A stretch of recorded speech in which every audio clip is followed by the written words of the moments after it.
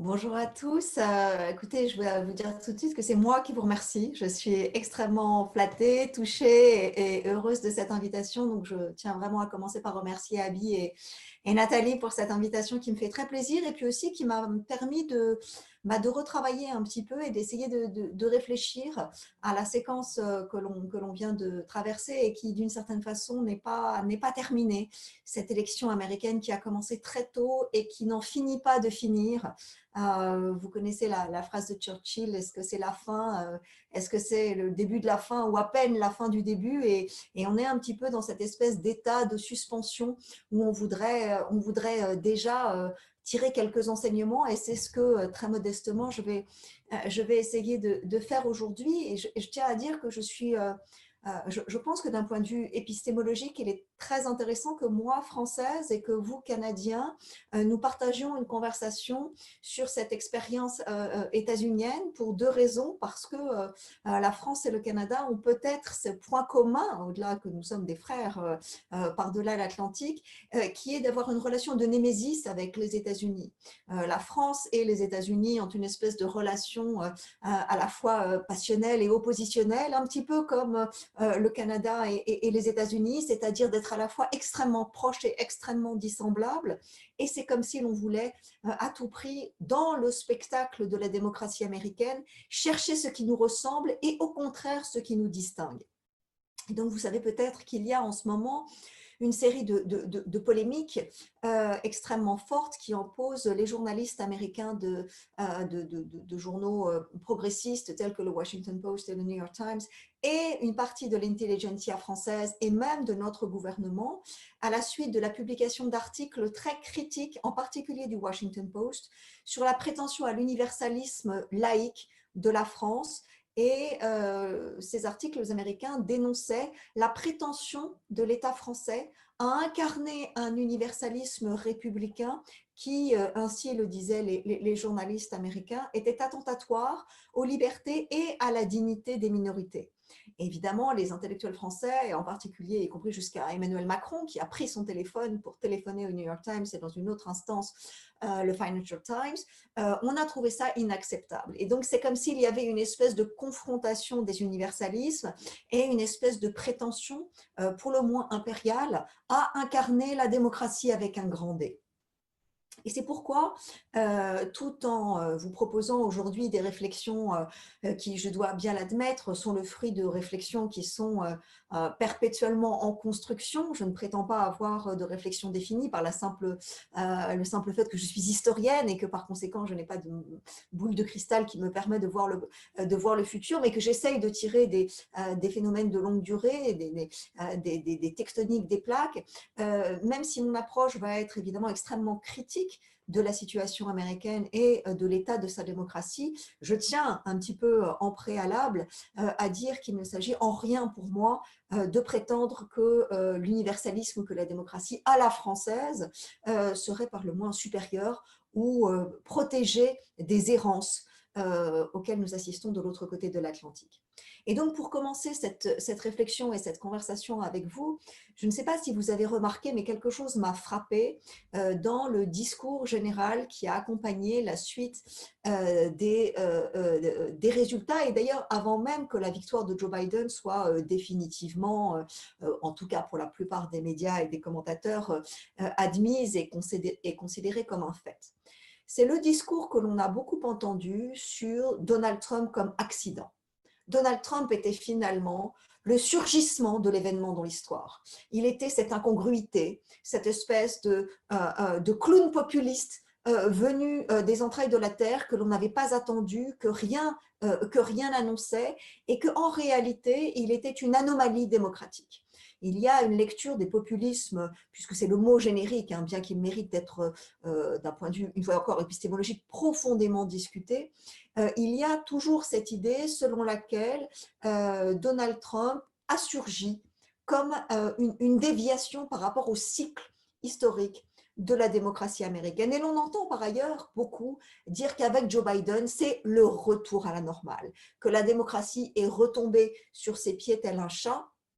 et que par conséquent, ce que l'on a sous les yeux, c'est le spectacle de la résilience de la démocratie américaine. La preuve même que ces institutions sont capables, au corps politique américain, d'expulser, de produire les anticorps, puisque malheureusement les métaphores médicales, on le vend en poupe en ce moment, d'expulser le corps étranger parce que les institutions ont été capables de résister. Donc c'est une thèse qui traverse la droite et la gauche aux États-Unis. Les tenants de la démocratie libérale sont évidemment très réjouis, mais je pense néanmoins que ce discours relève d'une certaine forme d'aveuglement, pour ne pas dire de déni. En réalité, je proposerais davantage la thèse selon laquelle, et je suis bien loin d'être la seule de le dire, Donald Trump est bien loin d'être un accident, une anomalie, un déraillement. Il est en réalité la conclusion logique, le produit, le fruit. Wendy Brown parle de créature Frankenstein, d'une série de crises endémiques, ontologiquement inscrites dans le fonctionnement démocratique américain. Et je ne peux m'empêcher, de façon extrêmement, comment dire, parfois surprise et avec, je le crains, un peu d'ironie, de m'étonner du fait que les pères fondateurs, en particulier les framers, c'est-à-dire ceux qui ont écrit et conçu la Constitution des États-Unis, ont mis comme point prioritaire de leur réflexion l'idée selon laquelle il fallait à tout prix dessiner un système architectural républicain dont le but même serait de se protéger des errements du peuple, des passions de la plèbe et du surgissement du populiste. Alors on n'appelait pas cela le populiste, on parlait, et d'ailleurs je pense qu'ils avaient raison, du démagogue. Cet homme charismatique qui, parlant au nom du peuple, prétendra désigner un ennemi qui nous définit par la négative, et mettre à bas les institutions au service de ce dit ennemi. Et donc la figure du démagogue, qui était par ailleurs extrêmement connue depuis Platon, pensait être conjurée par le système institutionnel mis en place par les pères fondateurs et en particulier par James Madison. Or, ce que l'on a vu avec l'élection de 2016 et plus encore avec l'élection de 2020, c'est que ce sont ces institutions mêmes, à commencer par le Sénat et le collège électoral, qui ont facilité, accéléré, poussé la candidature puis la victoire de Donald Trump. On est donc dans un paradoxe démocratique, comme il en existe beaucoup, qui est que des institutions destinées à se protéger contre les passions du peuple, si tant est que ce soit là la priorité de cette forme de république-là, eh bien, en réalité, ces institutions ont permis l'ascendance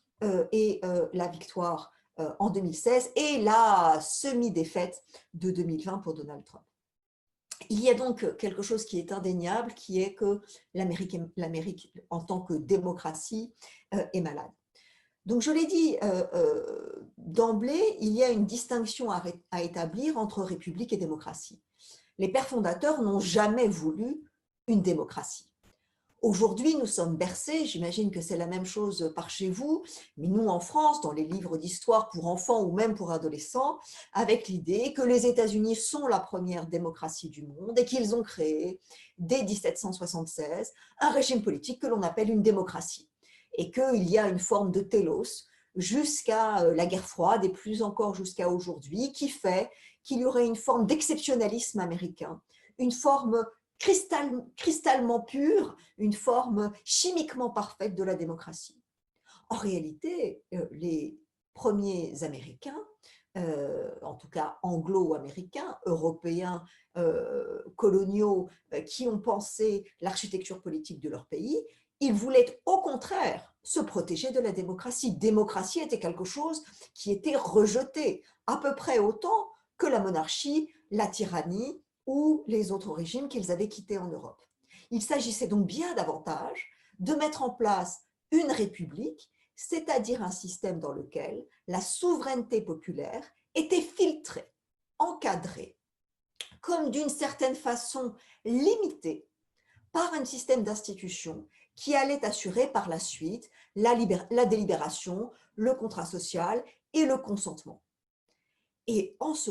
définissant tel, il s'agissait précisément de limiter la démocratie en délimitant le sens du démos. Et c'est la grande question américaine fondamentalement. Qui est le peuple?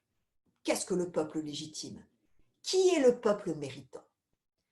Et plus je réfléchis à cette question en lien avec mon dernier livre, mais aussi avec ce que j'observe sur les questions d'égalité, de représentation et de démocratie aux États-Unis, puis plus il me semble que cette question du mérite et de la légitimité, entitlement, on dirait aux États-Unis, est quelque chose qui est un fil conducteur depuis l'Amérique des plantations jusqu'à Donald Trump. Finalement, Donald Trump est le candidat qui a réinventé un peuple, qui a inventé un peuple légitime. Et ma thèse est de dire que ce peuple légitime, il l'a inventé en définissant le corps social légitime comme celui qui était menacé, indigénisé, mais mis en danger par l'ascension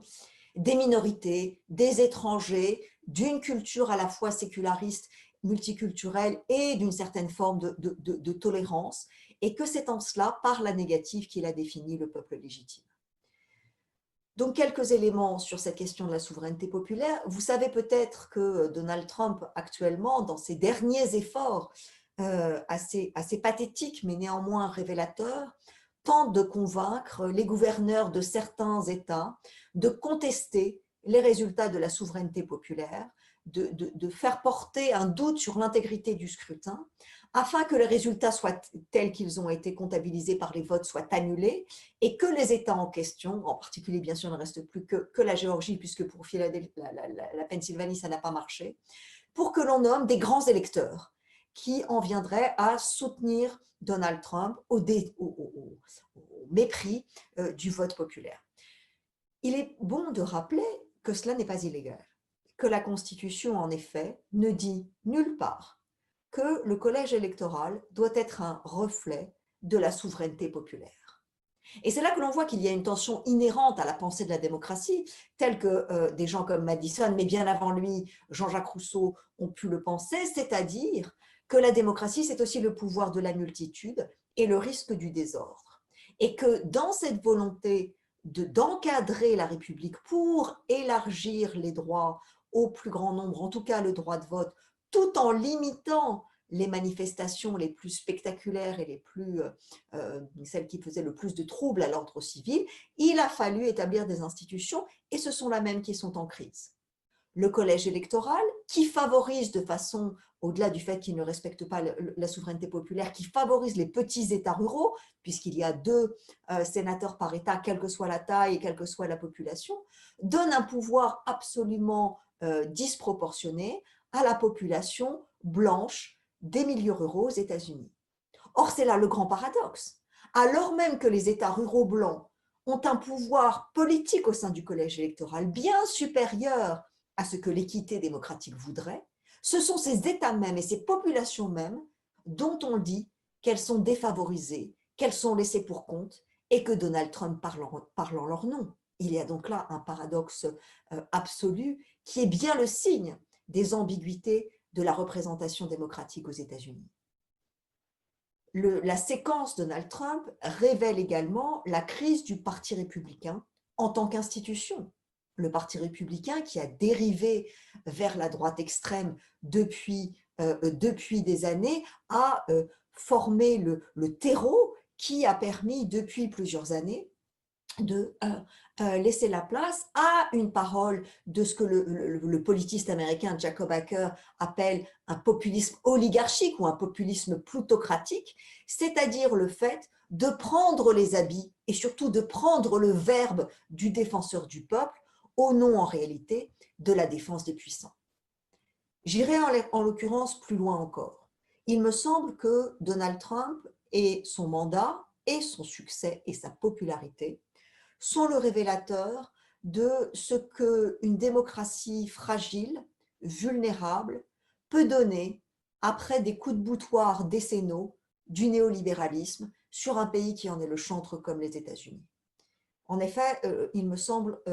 indispensable de révéler que la question des inégalités fondamentales, des inégalités de revenus, mais plus encore des inégalités de richesse, sont une partie essentielle de la configuration américaine actuelle.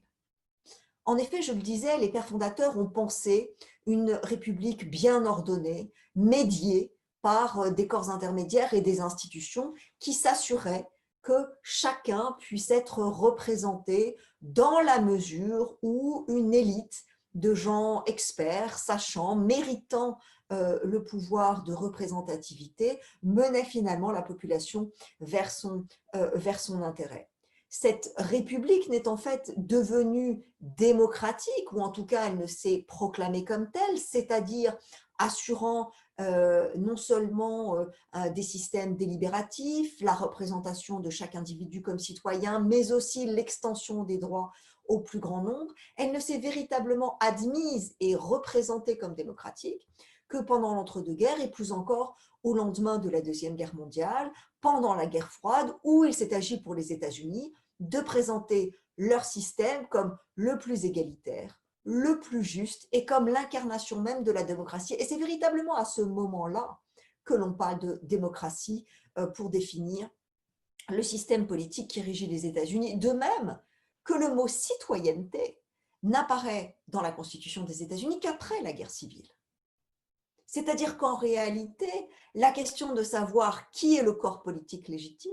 qui est le démos, qui est ce we the people qui préside à l'ouverture de la Constitution des États-Unis, tout ça est resté un petit peu dans le flou de la théorie, alors même que dans la pratique, les États-Unis sont une colonie dont la légitimité a été construite par la violence, a été instituée par la confiscation des terres indiennes et l'extermination des populations et l'exploitation du travail servile des esclaves noirs. Donc la question de la légitimité du corps civique, elle s'est posée d'emblée.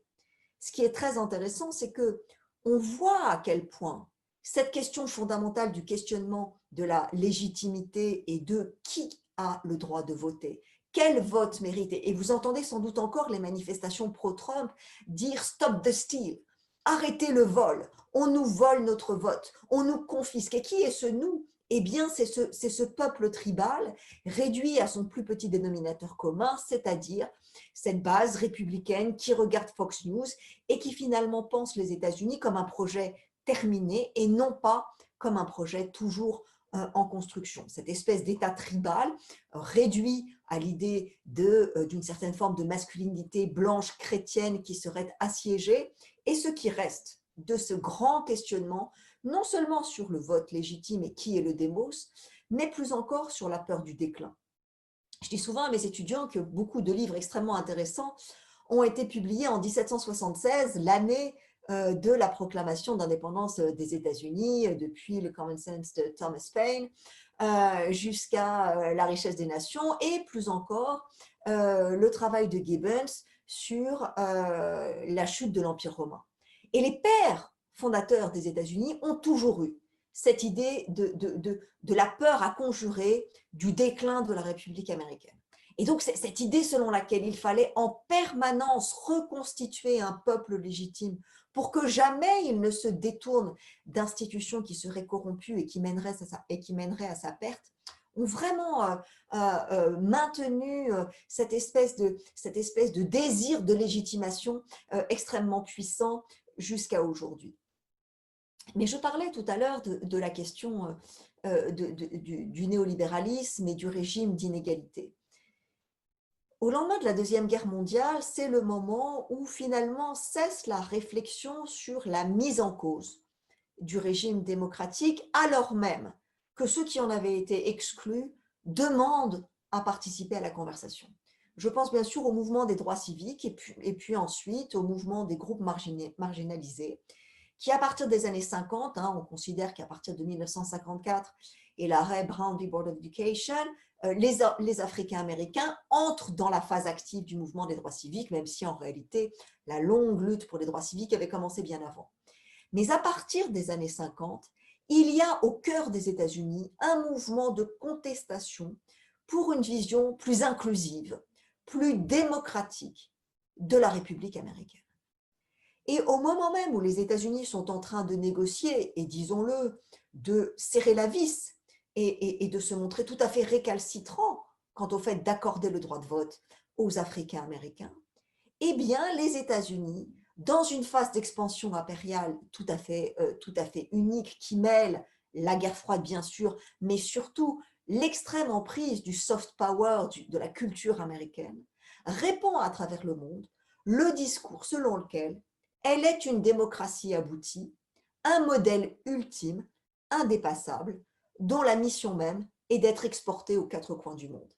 Et c'est là que l'on voit le grand paradoxe de toutes ces nations d'Asie et d'Afrique décolonisées, arrivant à l'âge de la liberté, que l'on somme d'être ou des démocrates à l'américaine ou de ne pas être. C'est la tentative du mouvement des non-alignés pour chercher autre chose que la voie marxiste ou la voie du libéralisme démocratique favorable au marché tel que le propose aux États-Unis, qui est une des grandes contre-histoires à celle de l'exceptionnalisme américain. Donc ça, c'est un premier paradoxe. Au moment même où les Noirs, puis les femmes, puis un certain nombre de minorités opprimées réclament le droit à participer au corps légitime, à être aussi membres du démos, à commencer par le droit de vote, la fin de la ségrégation et le partage des richesses, qui était une part fondamentale de la revendication du mouvement pour la libération noire, eh bien les États-Unis considèrent qu'ils sont une démocratie aboutie. Et c'est en cela qu'il me semble important, et je le répète assez souvent, de se déprendre de l'idée selon laquelle Donald Trump est la créature d'un peuple en colère, la colère d'un petit peuple, d'un prolétariat blanc oublié. Je pense bien plus intéressant de voir Donald Trump comme la créature de l'élite, de l'intelligentsia, et de ce grand courant néoconservateur né dans les années 50, en particulier ceux qui, originaires d'Europe centrale et du Sud, je pense aux Moynihan et autres néoconservateurs, Irving Howe, Kristol, la National Review, etc., tous ces gens qui ont célébré la nature unique de la démocratie américaine et qui ont contesté aux minorités le droit à la remise en cause, au regard critique sur les errements de la démocratie américaine, qu'il s'agisse d'un capitalisme qu'ils remettaient en cause depuis très longtemps, d'un impérialisme absolu fait de violence et d'exploitation, et aussi de confiscation du droit de vote. Si l'on pense cela sur le long terme, on comprend à quel point le grand chiasme américain de la fin des années 70 a posé les jalons de la créature Donald Trump. Créature non pas au sens où elle a été subitement créée par un accident de laboratoire, comme on l'a dit parfois du Covid quelque part en Chine, mais au contraire comme une forme de figure politique patiemment construite, pavé après pavé, depuis la fin des années 80. La fin des années 70, pardon. Le néolibéralisme tel qu'il s'est incarné en effet par le mandat de Ronald Reagan a eu de son point de vue, d'un point de vue idéologique, un impact fondamental dans la déconstruction du démos, ou une fois de plus, comme le dit Wendy Brown, dans la dédémocratisation du corps social. En effet, l'idée selon laquelle les individus devaient finalement être chacun des agents rationnels, individualistes, qu'ils n'étaient pas de corps social, mais bien plutôt une agrégation d'individus seuls, des atomes qui n'avaient rien en commun, dont seule la compétition et le désir de parvenir devaient motiver l'existence, a eu des effets absolument redoutables. Le néolibéralisme a par ailleurs ravagé tous les corps intermédiaires et les institutions qui étaient les garantes d'une certaine forme d'assentiment, de consentement au processus démocratique. On sait avec les travaux de Bob Putnam dans Bowling Alone à quel point les syndicats, les églises, mais aussi les clubs de bowling, les associations de quartier, l'école, l'université étaient autant d'institutions communautaires qui créent le sentiment d'appartenance et d'être ensemble, d'appartenir à quelque chose que Tocqueville appelait la communauté et qui était en réalité une métonymie du grand corps social américain qui faisait finalement que le régime parlementaire qui était mis en place, même très inégalitaire, pouvait fonctionner. Le néolibéralisme a absolument balayé tout cela. Et j'ai vu une étude assez intéressante montrant par exemple que contrairement à ce que l'on pense, les premiers évangéliques à soutenir Donald Trump ne sont pas les évangéliques fondamentalistes qui lisent la Bible toute la journée, qui passent leur temps à l'église, qui sont des hyper pratiquants. En réalité, ce sont des gens qui, bien qu'étant nés évangéliques, ne pratiquent pas parce qu'ils considèrent qu'ils sont un peu les orphelins d'une institution ecclésiale qu'ils jugent corrompue. En d'autres termes, non seulement les églises évangéliques traditionnelles, je ne parle pas des méga-churches néolibérales qui, elles, ont beaucoup de succès, mais les églises traditionnelles ont elles aussi, fini par fermer, à chercher à faire des levées de fonds et se sont séparées de leurs ouailles traditionnelles. Et donc le néolibéralisme, ce régime d'inégalité, ce désir d'adaptation permanent à la modernité et à la mondialisation, instaurant un régime de compétition, a donc dissous les liens qui pouvaient former le démos, aussi réductifs soit-il, c'est-à-dire même en prenant en compte ceux qui étaient exclus du droit de vote. La philosophe française, dont je recommande les travaux, qui s'appelle Barbara Stiegler, a écrit un ouvrage tout à fait passionnant sur la question du néolibéralisme, et elle met en avant l'origine parfois sous-estimée de ce néolibéralisme, qui est la pensée de Walter Lippmann, qui écrivait déjà dans l'entre-deux-guerres et qui est, vous savez, cet essayiste, politiste extrêmement influent, qui a écrit La fabrique du consentement et qui montrait la façon dont la démocratie américaine devait en réalité s'inspirer, par la négative peut-être, mais s'inspirer néanmoins, des régimes fascistes qui connaissaient un tellement grand succès en Europe, puisqu'il constatait que face à une économie de marché qui devenait, alors on était avant le libéralisme en tant que tel que pensait quelques décennies plus tard en Europe, l'école ordolibérale, etc., mais il voyait déjà à quel point, finalement, comme l'avait aussi anticipé et un petit peu craint Tocqueville à la fin du 19e, deuxième moitié du 19e siècle, les Américains, dans une espèce de conformité et de solitude, s'étaient progressivement dépolitisés, dépris de leur engagement politique, comme si finalement la démocratie était un fait et non pas quelque chose à laquelle ils avaient voix au chapitre. Et donc Walter Lippmann a pensé cette idée selon laquelle il fallait fabriquer du consentement. Et cette fabrication du consentement, pensait-il, devait passer par la parole des experts, des sociologues, des psychologues, des éducateurs, qui devaient montrer finalement ce que le peuple avait en commun. Et cela, c'est devenu la grande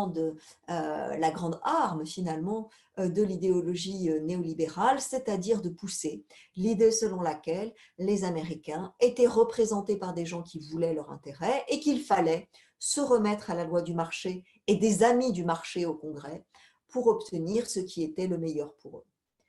Or, très rapidement, ce pacte avec le diable a révélé ses failles, puisque dès les années 80, il est apparu clair qu'une économie à bas salaire, le creusement phénoménal des inégalités, l'incapacité à accéder à l'université, le dépeuplement, la désindustrialisation, la toxicomanie, l'appauvrissement, et surtout, là aussi quelque chose que Tocqueville avait vu, la guerre pour le statut et la reconnaissance du statut devenait une forme de vulnérabilité consubstantielle au peuple américain. Et c'est sur ce terreau-là, extrêmement favorable, d'un sentiment de dépossession qui est lié à la fois à la réalité matérielle et presque marxiste de gens qui voient leur salaire et leur perspective d'ascension économique disparaître, et la promesse pourtant inaltérée d'épanouissement et de droit au bonheur par la consommation perpétuelle. Et il faut quand même rappeler que ça fait 40 ans que les Américains masquent leur appauvrissement fondamental par le recours à la carte de crédit. Et je ne peux m'empêcher de m'inquiéter de voir un Joe Biden qui a présidé à l'État qui est la capitale mondiale des cartes de crédit, hein, le Delaware, c'est là l'État de Bank of America, le lieu même où on a vendu la chimère du rêve américain par le recours permanent à la dette, à l'endettement. Et vous savez qu'encore aujourd'hui, les gens se payent à manger avec leur carte de crédit aux États-Unis, faute d'avoir un salaire ou des revenus suffisants. Donc cette grande chimère, cette grande illusion a été généralisée depuis les années 70 et 80. Cela se surimpose Bien sûr, avec la crise de la nature même de la représentativité démocratique provoquée par le mouvement des droits civiques. Et il me semble que l'on ne peut comprendre la situation actuelle des États-Unis sans penser la domination de l'économie de marché en lien avec le mouvement des droits civiques. C'est-à-dire que ce qu'ont demandé, ce qu'ont imposé les Noirs dans les années 60 et 70 aux États-Unis, c'est non seulement la reconnaissance des limites et des angles morts de la démocratie américaine qui privait depuis plus d'un siècle les Noirs du droit de vote et d'un égal accès à l'espace public, mais qu'ils ont par ailleurs révélé la duplicité des institutions. En effet, le vote des Noirs est garanti depuis le 14e et le 15e amendement des États-Unis. Or, pendant plus d'un siècle, toutes les institutions du pays ont conspiré à priver les Noirs de leur dignité, de leur égalité et de leur reconnaissance comme citoyens. Il y a donc eu un pouvoir inquisitorial extrême dans la dénonciation de la démocratie américaine et de ses mensonges dans les années 60 et encore dans les années 70. Un certain nombre d'activistes noirs allant jusqu'aux Nations Unies, expliquant nous sommes une colonie de l'intérieur, opprimée, il y a un colonialisme interne aux États-Unis et nous ne sommes pas dans une démocratie, ni même dans une république, nous sommes dans un empire. Et le ressentiment que cela a créé parmi toute une partie de l'élite et de l'intelligentsia américaine a infiltré toute la société. C'est à ce moment-là, j'en parle dans mon livre, que le terme de la discrimination inversée a commencé à gagner du capital politique. On a accusé l'État d'être responsable de prendre aux méritants les Blancs, ceux qui payaient leurs impôts, qui se levaient tôt le matin, pour le donner aux minorités qui n'étaient en réalité que des parasites, des passagers clandestins qui n'avaient pas l'éthique du travail et qui n'étaient pas méritants, qui n'étaient que des assistés. Non sans logique, ce sont les Blancs d'origine européenne, mais une origine européenne méprisée, ce qu'on appelle les white ethnics, c'est-à-dire les Blancs d'origine italienne, juive ashkénaze, grecque, polonaise, qui ont été parmi ces intellectuels ceux qui ont été les plus farouches défenseurs du nationalisme américain. Ces néoconservateurs dont je parle, ce sont eux qui ont voulu, au nom de leur anticommunisme, sauver faire de l'Amérique cette nation exceptionnelle, cette nation indispensable, comme le dira par la suite Madeleine Albright, qui allait montrer le chemin de ce que la démocratie pure et parfaite allait être. Et le backlash contre le mouvement des droits civiques a par conséquent été un backlash contre l'État redistributif. Et les révoltes antifiscales qui ont précédé le Tea Party, mais qui étaient déjà présentes du temps de Richard Nixon, ont toujours été connotées par cette rhétorique de ceux qui méritent et de ceux qui sont indignes. Et bien sûr, sous Ronald Reagan, ça a été un élément poussé à son point extrême avec la thèse des welfare queens et l'idée selon laquelle il ne fallait surtout pas redistribuer les richesses parce que ceux qui ne méritaient pas allaient en tirer profit. Et c'est cette rhétorique que l'on retrouve aujourd'hui dans l'opposition d'une majorité des républicains, même les plus pauvres et même les plus malades, leur refus de l'assurance santé, l'Affordable Care Act. Il y a donc un mouvement structurel de fond de dépossession du droit de vote, du droit légitime à la prise de parole, inscrit dans les institutions américaines, et le sentiment construit d'une dépossession tel que fabriqué par le Parti républicain et tout l'écosystème conservateur depuis les années 70. Vous savez que Noam Chomsky a repris la thèse de Lippmann sur la fabrication du consentement et qu'il a tout particulièrement pointé les médias. Il est évident aujourd'hui que le système médiatique américain, en particulier cette nébuleuse conservatrice, en particulier bien sûr Fox News, mais à la radio beaucoup, tous les shows de radio, alors c'est quelque chose qu'on ne connaît pas beaucoup en France, peut-être chez vous, vous avez plus ça, mais les Américains écoutent énormément les radios ultra-conservatrices avec des espèces de présentateurs charismatiques qui assènent des vérités et surtout des contre-vérités de cette espèce de régime de post-vérité dans lequel nous serions entrés. Et tout ce système-là a, depuis les années 80, défini le peuple méritant, le bon peuple, celui qui devait être défendu par les institutions. Ces institutions, bien souvent, ont conforté cette vision exclusiviste du peuple méritant par rapport aux autres et tout autant républicain que démocrates. Par exemple, les démocrates se prétendent comme ceux qui ont une vision extrêmement inclusive et extrêmement large, intégrant les minorités sexuelles, raciales ou sociales en leur sein. Or, en réalité, si l'on prend par exemple la politique de Bill Clinton, on le voit, il y a en creux une définition du bon peuple et une définition des parias, qu'il s'agisse de la réforme de l'État social, qui montre notamment les mères célibataires avec des enfants dehors du mariage, etc., comme indignes de recevoir l'argent du contribuable, qu'il s'agisse de la criminalisation extrême de la pauvreté et de la criminalisation aussi de la toxicomanie. Et on l'oublie aussi, une politique anti-migratoire, fruit d'un accord bipartisan avec la Chambre républicaine la plus droitière qui soit, du temps de Newt Gingrich, consistant à construire un mur symbolique entre l'Amérique digne, méritante à protéger, et les immigrés qui venaient pour lui prendre ses ressources et son pouvoir. Il y a donc sur le long terme une réflexion à avoir sur le lien entre le consentement à des politiques néolibérales qui rendent le peuple extrêmement vulnérable à celui qui va les définir par le plus petit dénominateur commun, et les marges, les populations, les groupes marginalisés à l'extérieur, qui cherchent à revendiquer eux aussi leur appartenance. Pour accélérer, puisque je vois que le temps file, je dirais que l'élection de Barack Obama en 2008, 2007-2008 et l'irruption du Tea Party, pour le coup, a été le cas paradigmatique de cette tension entre deux légitimités. Barack Obama, élu par le suffrage populaire, une minorité de la population blanche néanmoins, élu à deux reprises avec la majorité du collège électoral et la majorité du vote populaire, est néanmoins contesté dans sa légitimité